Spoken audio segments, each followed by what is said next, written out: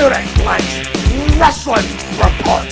Welcome to the Shooting Blanks Wrestling Report. I am the big guy, Ryback, here with Raj Giri, Wrestling Inc. Raj, how are you doing today? Good, man. I hope our audio is okay this week. we're going back to the original Skype format for this week until we can figure out there's something going on with the background noise when me and you record that my podcast, the StreamYard audio wasn't getting picked up on it. Picking it up, but something on my end is picking it up on your end, and it's I think it's picking up my fan or something, but it's weird. The audio is perfectly fine on the video version, but the podcast version, it sounds like there's some hanky-panky going on. Oh, there definitely sounds like something's going on. It's if you're a first-time listener to this show, it's just two dudes talking wrestling. Yeah, exactly. I mean, I'll keep my hands up, but it is the background fan I have a feeling that you have on, because with the only other one that the Armando Estrada conversation I had, his fans in his laptop were getting picked up, and it ruined. I mean, it really distorted the conversation, and we couldn't. I heard it during it very mildly, but it was a million times worse on the final from when how the podcast recorder picked it up. So. Yeah, it's weird. It must be connected. It must be able to pick up a different audio stream on my computer, which I don't know how it's doing that, but we'll figure it out. But I don't think we have any issues with Skype, though. So for the listeners, hopefully, we never had any sound things with that. So that's why I was like, we'll go back to Skype and then I'll just use the StreamYard audio moving forward, maybe. And I like having the backup on the podcast just in case anything ever, but yeah. What do we got going on this week? And it's a lot of the fallout from last week that we've been seeing. Kind of a pretty busy week. We've seen WWE really affected regarding all the positive COVID tests that came out last week. Last week's Smackdown was condensed. Basically, it was an hour of new content, and then the Undertaker special. Undertaker basically announced that he retired, that he's done. He's kind of said that before, but this one feels a little more real. Real quick, your thoughts on the Undertaker possibly being done? I mean, he had a phenomenal career, and I think it's unfortunate it's all happening during all this. I think, but the WrestleMania match was obviously really well done. Again, sucks that it's not with fans.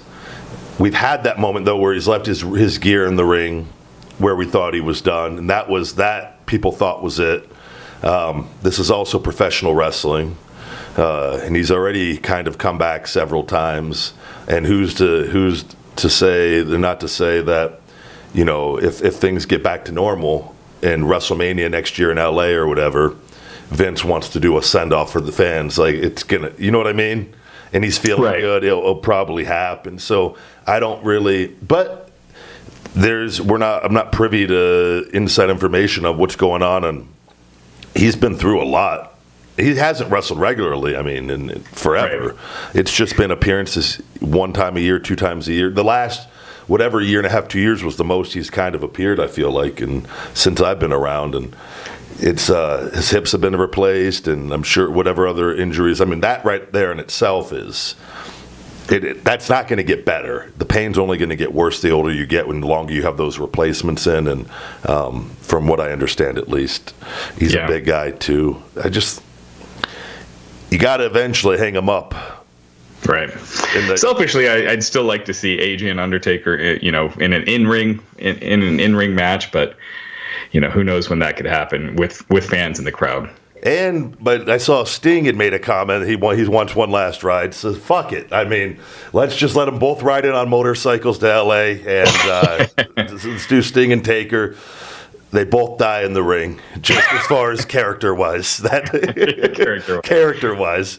And I mean, you could easily do it. I mean, Taker did say, like, this match, the Boneyard match, was harder on him physically than his other in-ring matches. He said that.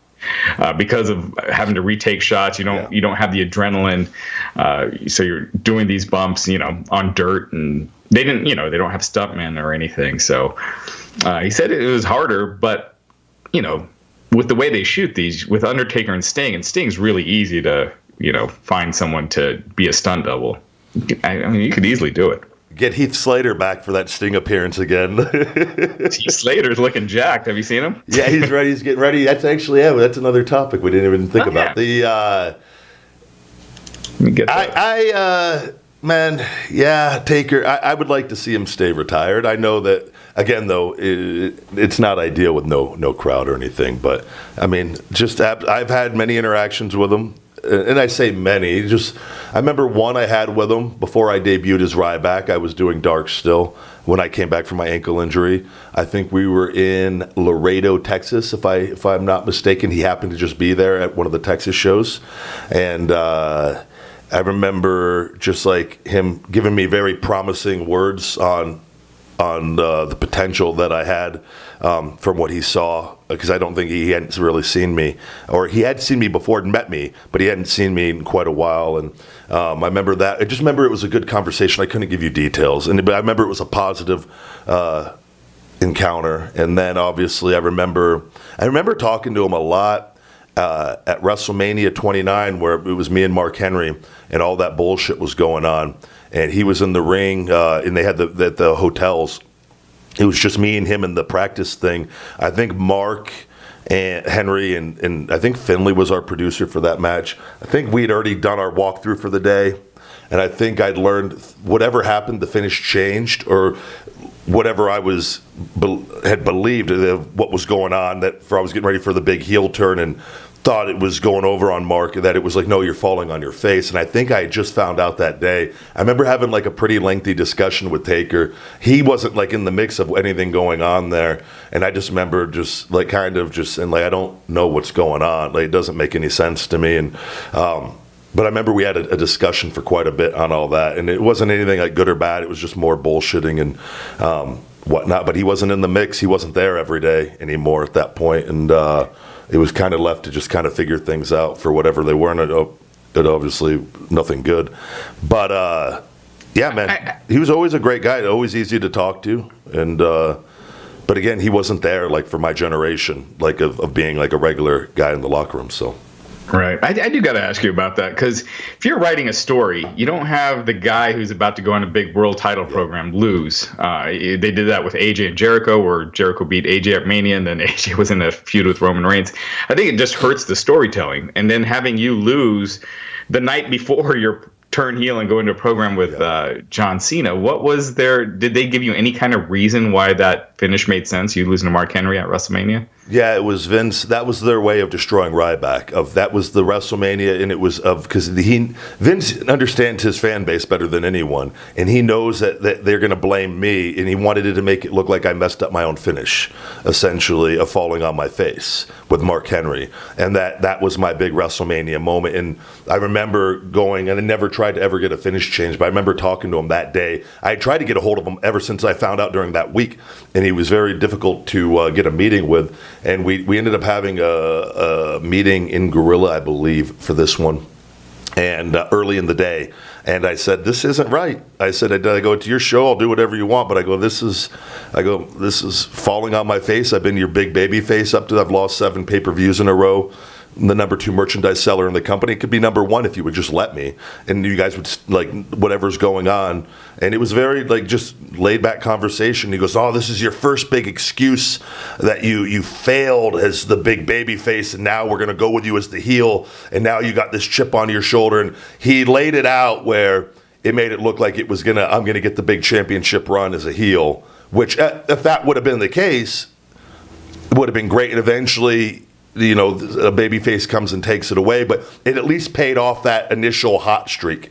And that never was the case. And it was, and I knew that was right after that. They took away the Feed Me More. They took away all the merchandise. Literally came over. He goes, "We're taking away all your merchandise," because the checks were getting too big, and that they didn't like. There was too. This isn't a creative issue going like other people. That's why I've tried to explain to people. It's all in the past. It was my personal issues with the company that I think destroyed everything, and it was just a game, and they knew how bad I wanted that success, and it's fine. It's all my fault. I'll take all the blame. I fell on my face at WrestleMania with Mark Henry because I followed it to a T, but it didn't make any sense. And people watching it just go, it didn't feel right. You go back and watch that. What do you get out of that, and why am I picking him back up and hitting my move afterwards? Why did I need to fall on my face? And that wasn't once referenced in my heel turn. So it wasn't. No, I lived it. It's piss poor storytelling. No, it's so weird. It sucks. I lived through all of it, and I've overcome all of it. But from a character standpoint, that's like where you got like hardcore fans, though they judge you based off of those moments. Right. And that's the reality of the situation. Now, I look at it as I went there and executed my job perfectly. Just unfortunately, from a storyline perspective, it doesn't do any favors for me, and it never did. Why was I the number one contender after losing to Mark Henry? It doesn't. Yeah. How did that? How? Yeah. How?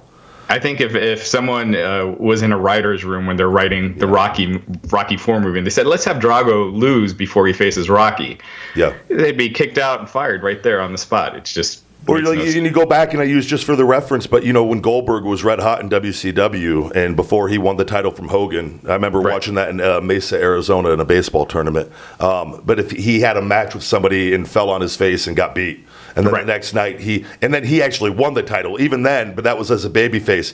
And then imagine he ties Hogan once, and then he loses the next one, and then beats Jericho with a roll up, and then bullies people for a while, and then he's tagging with Curtis Axel. You're like, wait, what the fuck happened here? It was just too. There was nothing going on that. It was just that was a way to take away everything eventually. Yeah. So, Maria Kanellis this week, she wasn't happy with.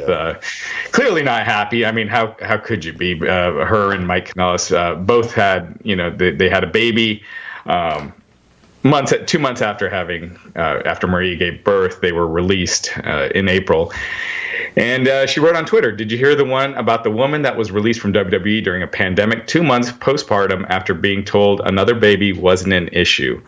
When someone replied that it was cost-cutting measures, she wrote, their record numbers say differently. P.S. No other wrestling company released anyone. I got to admit, when all the releases happened, releasing both Mike and Maria, I could see Mike, he had asked for his release before. Maybe. Yeah, I think with a billion-dollar company, you don't need to be releasing anyone during a pandemic. But releasing Mike is one thing. Releasing both just months after they had a child just seemed like a bad look. No, and obviously, and again, I understand their frustrations as far as things build up, and you're sitting at home. It's not like they're both able to go and wrestle other places right now, really. There's a lot of just sitting at home, probably looking online, dealing with all the negative bullshit from fans. And, you read some negative comments from people, and it's really easy to get fired up because you're the one that's living through it, and obviously, and we all deal with the negative portion of fans. Everyone has them on there with that. So it's an unfortunate situation. I understand her frustrations. Again, though, putting stuff online, it's really it's her right, and if that helps her deal with it better, then that's fine. It's just it sucks. Nothing really comes of it either way. It's more of just probably a way to vent and get out some frustrations, I would imagine. And hopefully, when things start getting back to normal, they have an opportunity to get busy again and start working or doing whatever makes them happy. And that's the thing. And I always go back, and when I explain things to people over things, and even just telling that story about WrestleMania, I almost hate talking about it just because it's like, and I just say everything was my fucking fault. I went and agreed to go do it because it was like, I'm not giving them any power over me. I literally, it's all my fault. And I just hold myself accountable, and that I just stay and I keep moving. I keep myself busy with my current projects because if I dwell on it, I get angry because it fucking sucked. And I'm sure, and right now they have a lot of time to sit and think about things. And Vince, you talked, and I know it might be another topic, but his net worth, he's gone up 100-something million, 87 million or whatever. Was that during this period? Yeah, so basically, the Middletown Press in Connecticut, they talked about 400,000 people in the state of Connecticut lost their jobs. Whereas, Vince McMahon, a lot of other CEOs, not just Vince, Yep. but a lot of other billionaires have seen their net worth go up during the pandemic. Vince's net worth was 1.8 billion in March. Now, granted, this was after the stock had plunged. The news of the Michelle Wilson and George Barrios leaving the company as presidents and a few other things caused the stock to plunge. So he was worth 1.8 billion in March. By June, his net worth was 1.98 billion, an increase of 177 million dollars. So about 10%. So his net worth has grown 10% during the pandemic. And I would say that the people that they released, from a company standpoint, was probably, I don't know, total. There was quite a few people released. The yearly salaries combined, I would imagine, I don't know, between 3 and 5 million total with everybody. Maybe I could be off on that, just estimating with everyone's contracts, and it could be less than that even. But you really kind of makes you just question, like, well, why did they get rid of so many people, cost-cutting measures at that time, or why have they not brought them back now that, I don't know. And that's, again, his personal wealth, but it's no other wrestling company released people during this period. So it's why does the largest one that's making the most money outside of non-wrestling things? Like, it's just, I mean, for those of us in the business that know, which is everyone that works there, everyone's fully aware of the way it is, and that's Vince. Vince has built that, and it's his way. He operates the company, and you can look at it. He does a lot of good and provides jobs for people. If you look at it, but you just look at it and you compare it to how they operate that business and what they take from people and what people sacrifice for him to have the wealth that he has. And typically it's people's lives, because wrestlers die younger than everyone because of the work schedule and how little he leaves them of what they actually earn. And a lot of them have trouble when they leave there of doing anything else, and opportunities they don't get while they're there because they want to keep them there. They don't want them making too much money. It's that's where it gets really frustrating. And I understand Maria. I get her. It's just, and she gets a lot of, I know, probably shit. She speaks her mind on things. So when you speak your mind too, and like, everyone has their opinion, every single one of us have an opinion, you end up getting that negative portion of people that are miserable, that just want to attack you and say untrue things probably a lot of times. And she's the one that has to read and digest that. And, it just could take just one day, just something sets her off, and she makes some comments and nothing's wrong. She's not saying anything wrong. So, yeah. Among those other releases, Luke Gallows and Carl Anderson. They were all the main roster WWE stars who were released. Their contracts or their non-compete clauses are ending on July 15th. Okay. So after that, they'll be free agents. Slammiversary is a few days later on July the 18th. They had run this promo teasing a bunch of ex-Impact wrestlers going to Slammiversary, and actually not even just ex-Impact guys. They also had like Rusev teased in the promo. Oh, really? Yeah, they had Gallows and Anderson, EC3, Drake Maverick, who's clearly, he's now, he re-signed with WWE. But yeah, Luke Gallows and Carl Anderson have apparently come to terms on a deal with Impact, so they are actually heading there. So the deal will allow them to work for Impact while also allowing them to tour with New Japan Pro Wrestling. So a big get for Impact.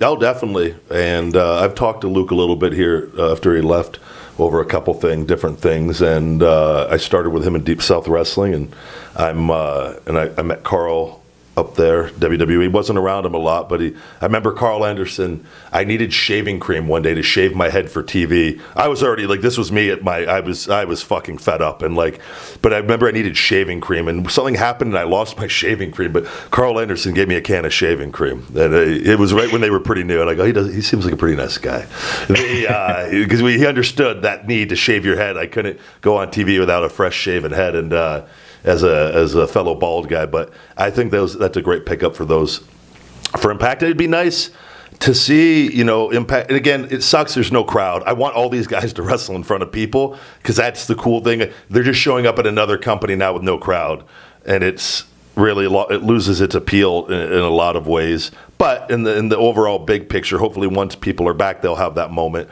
and it helps build up that roster. And you get a couple bigger names that go over there, and it can maybe sometimes make it easier to get another big name to come over. Not to say I don't know what Rusev's intentions are. I personally hope it's with AEW. I really think he's going to be able to help bolster that roster, boost it up, and give another big man over there that could work with name value and help with the ratings. But Impact as well, I want to do as well as possible because, if there's room for 3 promotions, then great. It's more money for all the wrestlers. It's more entertainment for the fans, and it keeps if the companies are really, really trying, it keeps them all on their toes. So great pickup for Impact. Yeah, and I think the one thing with Impact that's hurt them over the years is that their roster seems to completely change every 6 months. So hopefully they can keep these guys around for a while. WWE wasn't able to utilize them well, so hopefully Impact is able to. And again, it comes down to money too, though. With what they reshuffled everything, and what they did is they brought a lot of independent guys, and they're probably not paying them a lot, realistically, to get and having guys. But in order to grow, you can't just have a bunch of independent guys getting over on each other. It makes it really tough. Not to say over time those guys will get name value, like I said with AEW. The guys they have, like you look at Jurassic Express or the Jungle Boy and them now.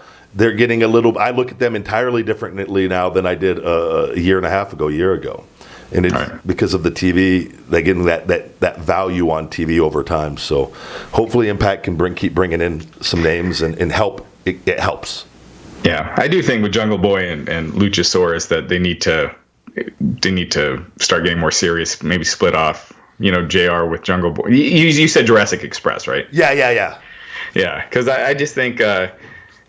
Luchasaurus is a big dude, and the goofy gimmick. I think you want to know what I'm doing, Raj? I sent Trent a message because of everything that happened this week. You know what my favorite thing was this week on all of television this week that I saw wrestling? His mom bringing him in. Yes, and I would 100%. And I was messaging Trent yesterday. If I was head of creative there or on the creative team, I would be pitching ways, and whether you use his real mom, I would probably get a fake mom, and whatever, if her name is Sue, Susan, whatever it is, I would name her Karen, first of all. But I would do it where, and I made a little joke where she's in the backstage, she's that mom. We all know it. We all can relate to it, that overly caring, loving mom that just wants her well-being of her son. And Trent trying to be his own man, and he's in a tag team fighting for the championships. He's a big TV star now. But mom just backstage making goodies, always wanting to talk to Tony about things concerning Trent, just making things uncomfortable, but loving, just from a loving mom. And then eventually I want to see Karen or Susan, whatever the fuck we're calling her, she makes a big heel turn in the ring and does something really dastardly, and they go on this big evil heel run together as the best friends with the mom. I think it's money. And it was the one thing that and however you want to put her in, I think there's something there with today's generation relating to that mother of being there, and not like a Judy Bagwell type thing. This is, I don't know, I think it hits differently in 2020 than it did in the past. And I think it's with that gimmick in them, and knowing Trent's personality and how good he can play that, I think there's some major money in that. And again, I love the wrestling and everything. It's the one thing I remember out of all the wrestling shows was I go, that was fucking different. And it was the one thing that most people probably remember more than anything was Trent. Pick Stone Cold Steve Austin coming in a monster truck, and you got best friends being driven in by Susan. It was. There's something to it, but on that, I was saying Jurassic Express. See, I look at things a little differently. I'm looking at these guys. If I'm AEW, I'm running social media ads to fucking little kids, solely featuring Jurassic Express with Luchasaurus, Marco Stunt, and Jungle Boy. I make them a packaged John Cena deal for AEW on marketing to kids. And I don't give a, I'm telling you, like, there's so many opportunities with what AEW is doing. I'm looking at them, I go, I don't give a fuck about the wrestling. Because the wrestling is there. I'm looking at how can we get 5 million people watching this show? Well, you got to start hitting the right audience. They got different things for different people. Jurassic Express is a gimmick to get kids watching and their families at the fucking show. That is all I just see it from a mile away, and and I'm looking in AEW, and they have the hot chicks again around for Fyter Fest. Again, marketing department at AEW, if I'm involved in this, and I know how Cody thinks, I think it's brilliant. How many guys do you have watching at home? They want to see hot chicks. They want to see that with part of the deal. You're not just shoving it down their throats. But the two things from Nitro that I thought worked before were the Nitro girls. I thought that was everyone always loved seeing the Nitro girls, and I loved them always featuring those Nitro parties. And I saw AEW mention something again about the parties, even though I think it's cool. You start filming your AEW Dynamite parties and sending them in. If I'm there, if I'm in the marketing team, I'm thinking outrageous marketing. I want to see people sending in their social distancing fucking parties with masks, celebrating, because that's how you get people, hey man, people want to be on TV, right?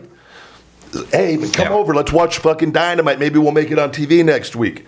Now you got 10 people watching the show that maybe wouldn't have watched. I don't know. I see a lot of potential with them, with a lot of things that they're doing. I do too. I want to get your thoughts on this, though. Whenever wrestling was at its hottest, whether it's the late 80s when you had Hogan Savage, Hogan Andre, the 90s with Nitro when you had Goldberg, the NWO, Austin McMahon, you always had silly comedy, but at the top it was more or less serious or cool. I think right now with AEW, you just have a lot of the silliness throughout the show, not the larger than life, big personalities in a heated conflict. And I think that's, in my opinion, I feel like that's kind of been hurting AEW a bit, is that, it's one thing to have Chris Jericho and Orange Cassidy, but then you have all this other stuff on top. It's just kind of up and down a lot of that independent wrestling silliness that it's cool for a small chunk of the audience, but the larger group, it's not bringing them in. And that, again, comes down to it's a new wrestling company, and they don't have the roster depth. And when you don't have the roster depth, as far as they're trying to make the roster still, and I think we can't forget that. It's really easy. How many people can Jericho Moxley feuded already? How many real major feuds are there for Jericho? So Jericho has to help elevate other talent. Orange Cassidy right now is popular amongst the people they have. As far as a character, maybe now they're trying to figure out a way to incorporate him wrestling more. They're doing the best they can. There's how many? I mean, you have Cody. Cody has the TNT title, but you need conflict, you need storytelling, you need drama. I don't know if they have that roster depth yet for that big serious angle. And that's not to say, that's why I want guys like Rusev there, Zack Ryder to go there, because now you get some, at least you open up the possibilities, because you need guys building up the other parts of the roster while you have the big guns getting other people in too. I agree with you. I think it just needs more time. There's really, I think a great storyline is eventually, with the right people showing up there, is conflict within within Tony Khan, the Young Bucks, Kenny Omega, Cody Rhodes, that whole known shared vice president, the four, however, I want to see the company now power struggles within the AEW organization. I think that's a great story that can have a main event storyline in time. You can't rush into that. That needs to be, that's maybe not a year or two away possibly. I don't know.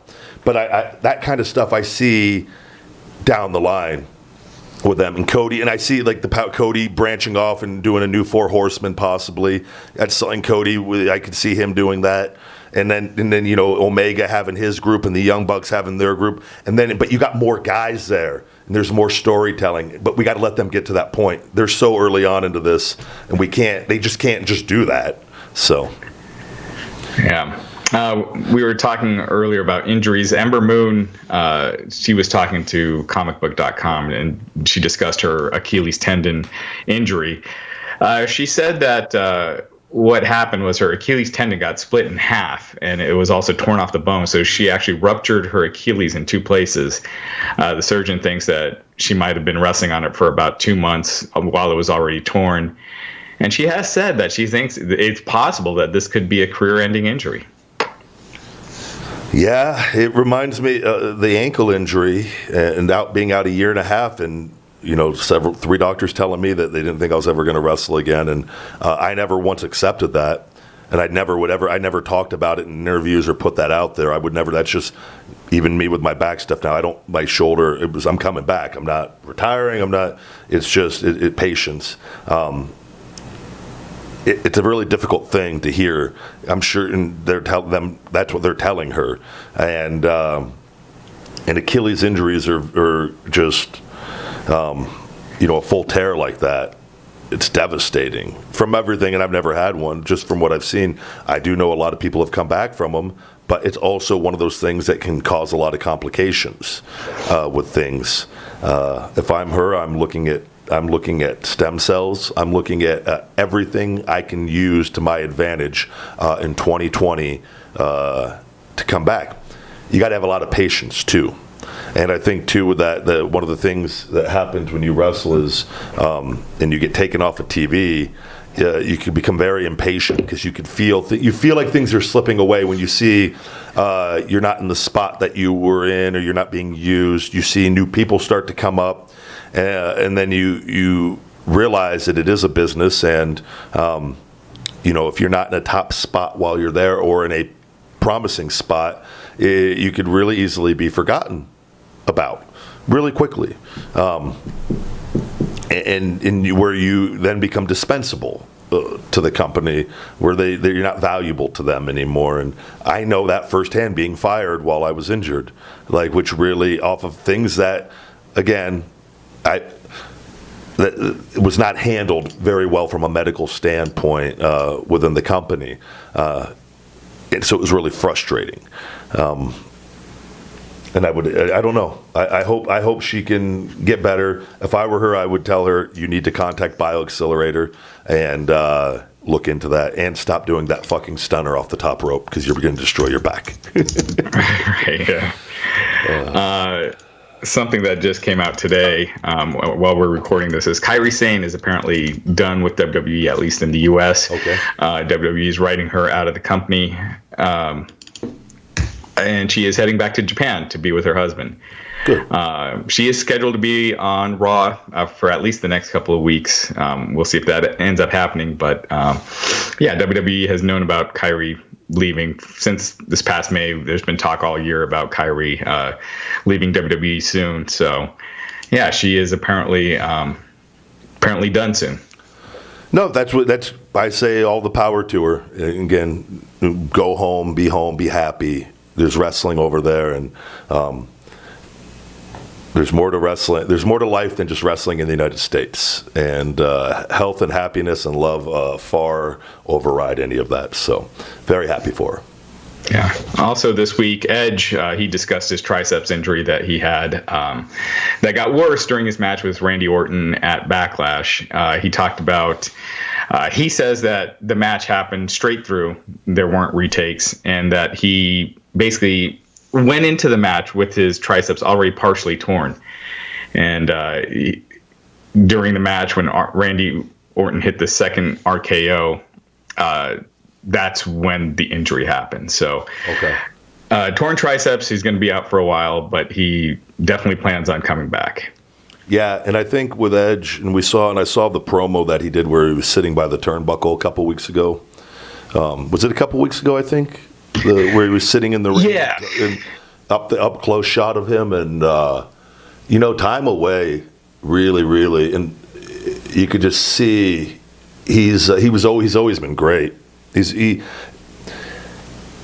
I think more than ever, and I know from when I talked to Cody briefly, storytellers really stand out in 2020. And if you know how to tell a story, and you know how to verbally bring people in one way or the other, you really, really stand out. And Edge has always known how to do that. But I think we see, and you're like, man, Edge got way better. And I think he did get better. But I also think it's also reflective of the surroundings as well, that of what is missing in wrestling to a degree. And he knows how to speak really well. And I remember I watched that whole promo, and I was like, I didn't look at my phone once. I just watched, and I go, wow, he got me.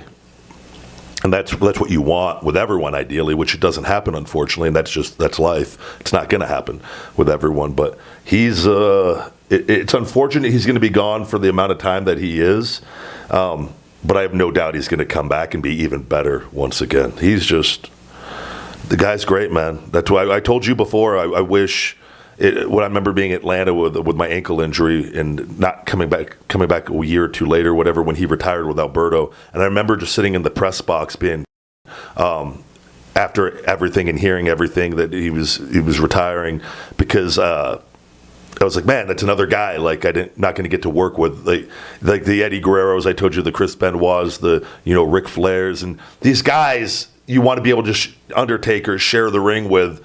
And, I got to be in there with Cena quite a bit, and he's been in the ring with a lot of those guys. And I learned a lot being in the ring with Jon. And I've always talked about that. And it's because those little things get picked up and handed down from generation to generation. And he's one of those guys, man. He's just, Christian's another. You hear how I remember putting matches together or talking about things, and like Christian would be there, and I remember him he was like, well, how about this? And he just had an entirely different take on a scenario that never even crossed my brain. And I remember then from then on out, though, that crossed my brain when I would think about things, because I got a little insight into how he thought. That's where you really, really can pick up stuff. It's not like how do they throw that fucking punch. It's just how their brain works on putting together spots or psychology. Why would you do this? Well, how about this? And Edge is one of those guys, man. So he's I'm rooting for him. Yeah, and I also think his acting experience over the years, because his promos have been on another level, way better than even before he left. So he's been great. Him and Randy Orton both this year have been like MVPs as far as WWE goes. I agree. Orton too, storyteller, stands out more than ever now, and he's just getting better. Orton, by the time this is all said and done, he's put together quite the resume of a wrestling career. Yeah. And it's like, him and Jon coming in similar periods. And you look, Jon is moved on to movies more so. And Jon worked that top main event spot for how long? And it's a different grind. And even though Randy's in the same conversation with all that, I think if you ask them, I think Randy probably feels that he never got the Cena treatment to the degree Jon did within the organization. So maybe he's a little more motivated to add on to that legacy for another 10 years sort of thing, so that by the time you look at his career, 25, 30-year career, he's in that conversation with the greatest of all time. So, yeah. The ratings this past week. NXT, depending on how you want to look at it, you could call it a win for both companies. NXT presented the Great American Bash Night 1. AEW presented Fyter Fest. NXT they topped Dynamite for the second week in a row, which is, I think, only the second time that's ever happened in total viewers. NXT did 792,000 viewers, their second best number of the year, just by a small margin. There was another show that did 794,000, topping AEW's Dynamite, which did 748,000 by 6%. AEW was way up from last week. They were up 18% in total viewers. NXT was up slightly, 1%. So in total viewers, it was a win for NXT, but AEW actually won every demo except for 50+. So NXT had a ton of people 50+ tuning in. AEW won all the other demos. They ranked number 6 in the cable top 150 in the 18 to 49 demo. And so they beat NXT 0.29 rating in the 18 to 49 demo, while NXT drew a 0.22. And again, you could look at the positives and negatives for both companies. For NXT, they've been going up in that demo. That's one of their better numbers in that demo. while AEW, in terms of total viewers, there was an episode a couple of weeks ago that beat it. That the .29 that they drew in the demo is not one of their better numbers. This year, it's post-pandemic. It's still good, but it's not for a heavily hyped show. It wasn't quite what you'd expect. I mean, with the that's crazy to me. The NXT, the 50+ viewers you're watching. The NXT. Yeah, that's the one thing that stands out. I do know. I think NXT's gone up 4 weeks in a row on total overall ratings, which is a good little bit of momentum for them. They keep their building on 4 weeks straight. Is 4 weeks straight of improved numbers as far as from total viewership. I know I saw Jericho made a comment on that, the 18 to 49 demo, which I guess if that is a thing and that is what advertisers look at, then obviously that's really important. I think you're still going to get people. The total viewership is always what people go by. If you read any sports article where they're talking about ratings, they're posting the total viewers. And even Raw and Nitro, when they were going head to head, it was always the total viewer rating that they were comparing, not the 18 to 49 demo. But yes, advertisers do look mostly at the 18 to 49 demo. Yeah. So I think it's just from an overall perspective looking at it, I think that it's all important. And I tell you, I like it. I like NXT beating AEW because I think it makes AEW have to think about what are they. I want both places, like this is competing with each other, because I want an AEW, and I think they understand that. And it's more than just wrestling. As important as wrestling is, it's storytelling and coming up with captivating, compelling storylines to get viewers in. And like I talked to you about Jurassic Express, I'm looking at this and I see so much potential with that organization early on, and I think they're gonna continue to learn. And I read marketing books nonstop for my business, so I'm looking at things now even in a different perspective than maybe I even looked at it from years ago. Even though I would say it's similar, but where.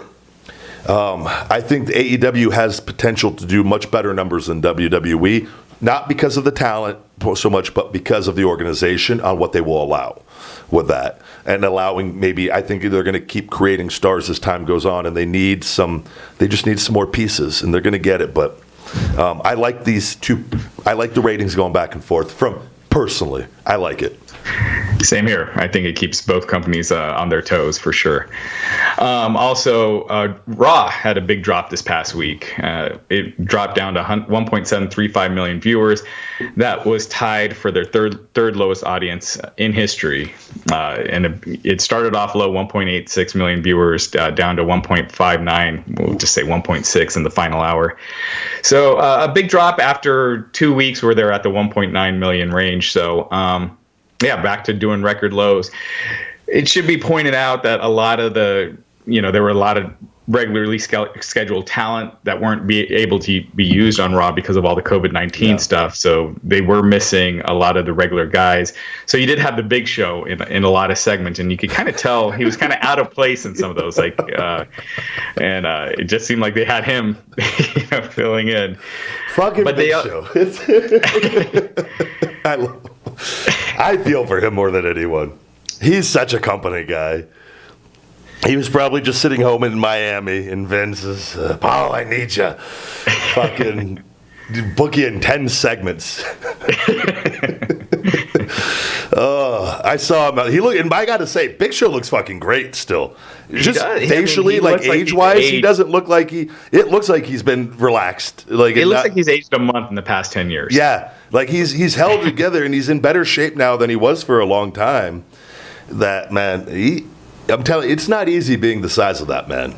That guy, he's truly a giant. And it's not easy having to work with that regular sized people with that, and having to get plugged in and not being in the ring all the time. And I tip my cap to him. But it's Big Show, man, doesn't need to be wrestling with no fucking crowd. Just my opinion. Yeah. Nobody does, but it's the way it is. Yeah, so there were a lot of people who, I mean, this is not confirmed why they weren't on Raw, but Randy Orton wasn't on Raw. He's clearly one of the top guys right now. Street Profits, who have been on a lot lately, Austin Theory, Liv Morgan, Natalia.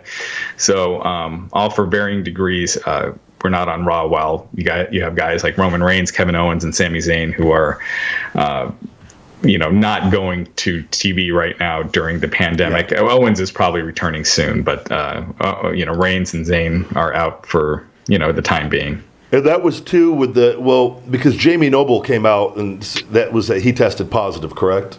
Yeah, Jamie Noble, Adam Pearce, they had worked with some of the SmackDown talent. They had worked with Kayla Braxton as well, who said she's had COVID twice.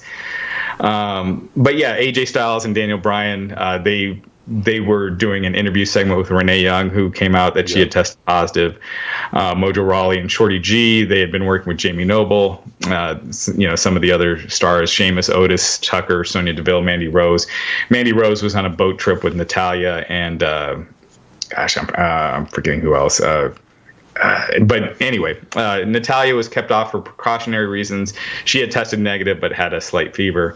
So, yeah, I mean, it's kind of, everything's kind of in disarray right now as they're figuring this out. As we talked about this last week. They just now started testing for COVID before they were just doing temperature checks, and a lot of people tested positive. Yeah, and I think too with those names that you said, it could just be precautionary that they're negative. They're just sitting at home because they were working around people. And also, though, but I do look at it is WWE. They're not AEW on how they handle things, as far as I feel like probably handling it. AEW handles it far better, just for what I would experience from how I know WWE works and the lack of concern for talent overall. That I feel like they would take advantage of all the talent if they thought they were negative, too. Like they would have everybody there. But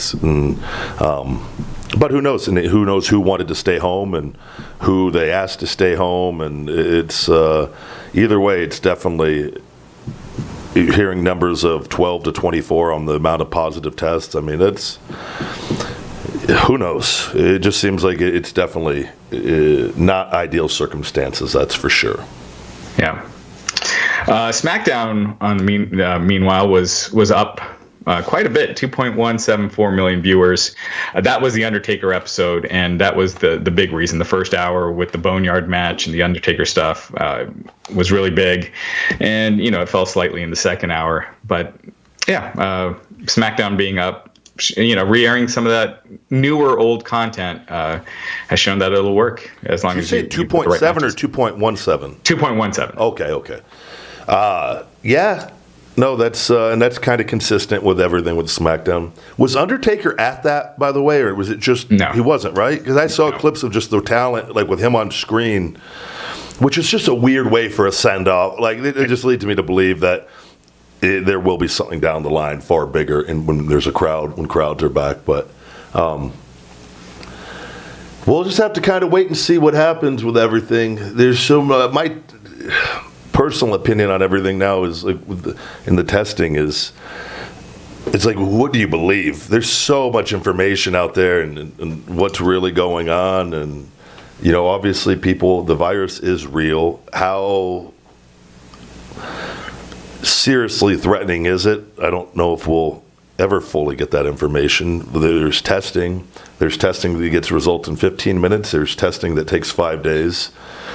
A lot of places have 5-day testing in place still. Why? I don't know. It's hopefully WWE, though, just puts the talent first in this and takes care of them and is to their concerns and answers their questions and doesn't force anyone to do anything they don't want to do. Yeah. Speaking of which, Jon Moxley has been out of action. As we're recording this, he had tested negative, and he tested negative twice. Tazz cut a promo on, and they moved his championship match with Brian Cage up a week. Back a week. So it's going to take place the week after the Night 2 of Fyter Fest. They're calling that the Fight for the Fallen event. Again, last year they did Fight for the Fallen and Fyter Fest, but they were separated a month apart. So it feels like it's a last-minute decision to make that show a little extra special since they're not able to do Moxley and Cage this week. Yep. Tazz cut a promo, and he noted, Moxley testing negative twice. He mentioned how when Moxley comes back, he's going to have to test again. And he said because AEW doesn't run a sloppy shop, which is a dig at WWE. And apparently WWE was not happy with those comments. I love it. I think they should do more of it. And he didn't even say anything. He never actually said anything about WWE. He just simply put over AEW and that they don't run a sloppy shop, and to let people decipher that how they will and break it down how they want to. And I think that was a great way to get people talking. And here we are talking about it this week. And I think Tazz has found a very good role for himself. For a guy that's not good at speaking, at least doesn't come off that way, in my opinion. And I think he's in a really good role right now, and will help. I like, in being from WWE and Tazz and having that experience, I like him on AEW television, and I like him better in this role than commentating because I think he can have more of an impact. Yeah, I think Tazz right now, he's doing Paul Heyman better than Paul Heyman as far as being a mouthpiece and really getting a talent over. And it's new, it's fresh, it's different, and he's been off of TV for a long time. And like I said, and Tazz has always been able to speak. I always enjoyed listening to his Smackdown commentary. I thought he always, I enjoyed his period in that role, and I was there and coming up in a developmental talent as he had transitioned to an off-air, non-wrestling role. During that period. So I like it. I think he has a lot to offer the wrestling business, and he has people talking, so that's a good thing. Yeah. The last thing, Velveteen Dream, he had some allegations against him this past April. There were allegations that he sent an inappropriate photo to an underage fan. Velveteen Dream issued a statement saying that he did not communicate inappropriately with anyone. It was a private photo that was shared without his consent or knowledge. So he did acknowledge that the photo was actually of him. Recently, with the speaking out stuff in June, there are more allegations towards Velveteen Dream. We reached out to WWE this time. They had sent a statement on a lot of the other wrestlers to us, to Wrestling Inc., regarding Matt Riddle, Jordan Devlin. But they never sent a statement regarding Velveteen Dream, and it's looking like he might not be long for the company, but we'll see. He hasn't yet to issue a statement. He was involved in a car accident a week ago. Wrestling Inc., we had some details on that accident. It took place on a Friday afternoon at 4 p.m. He apparently failed to stop at a red light, and he struck another car. The driver of the other car did sustain some injuries. The severity, we did not get any updates on the severity of that driver's injuries. Dream was given a citation. However, he will not have to appear in court. But, Florida is very lawsuit happy, so I'm sure he hasn't heard the last of this incident. But things not looking good for Velveteen Dream right now. Yeah, and not knowing any of the situation, I think it's only fair to just kind of wait and see what happens. I don't know a lot about him. He's an extremely talented performer, and it will be truly unfortunate if that is the case. And everyone, I'm not passing judgment on anything. They'll let them handle that, and I'm sure WWE is looking into that, because that's not something. If you're getting repeated things on that issue, and that's like kind of the common theme, and it could be entirely made up, but you want to make sure it's entirely made up, and that way it doesn't happen when he's on the main roster. So, and again, he's could be entirely, completely innocent, and it's just all, we just wait and see what it is. But not good. Yeah. Not good. One last thing before I forget. WWE, they were planning to run a couple of live events this week. This month in Lakeland, Florida, in front of fans. They were looking to run, actually not live events, they were looking to run Raw and SmackDown TV on Friday, July 24th, Monday, July 27th. Those plans are now out the window, and it looks like SummerSlam, which Vince McMahon has reportedly been wanting to have in front of fans, that's looking like that might not happen. So crowdless wrestling, it seems like, is here to stay for the foreseeable future.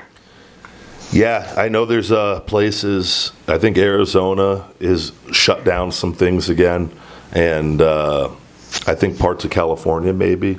We're open here. I think things are, as of the governor here, is keeping everything, the phase 2, intact through July, which again could change, I'm sure, week to week, depending on the data, as they say they're looking at. I don't know what's going on. I think a lot of people, I've seen videos of hospitals fucking things up, and there's not like cases that are being reported as positive that are negative. Like, I don't know what's going on. I don't think anyone does. Something doesn't feel right with all of this to me, though, at the end of the day. I'm not seeing people I see in person. Nobody's panicked. I don't see people sick. I've been to the hospitals multiple times. They're empty. The nurses think something's going on that I've talked to, and that's multiple from the hospitals here in Vegas. I know other nurses. I know my friends that have their wives are nurses that have been let go because the hospitals are empty. And then you see other, like, I don't know what's going on. Like, it's who knows how long is this going to go on until the election's fucking over? I don't know. But wrestling's taking a hit because of it. Everything's taking a hit because of it, and it's really, really just uncertain times of why this is all going on. And I think they just got to do the best that they can. You can't have people if the states aren't letting you have people. It does seem like, and it's weird because I guess Vanilla Ice has a concert. By the time people hear this, it'll have happened. He's got a concert in Texas that's going to have like 2,500 people. But it does seem like athletes that are getting it. We're hearing a lot of WWE guys getting it. And athletes in other sports, the NBA, even golf, and you're not really seeing athletes get affected. No. Numerous NFL, college football players, they're getting it, but they're not getting. No one has died from it as far as athletes go. And you got to be fair. People have. Viruses and stuff, people die all the time from stuff. It's just not being, if the news would stop reporting this and the fear-based reporting, a lot of this would go away.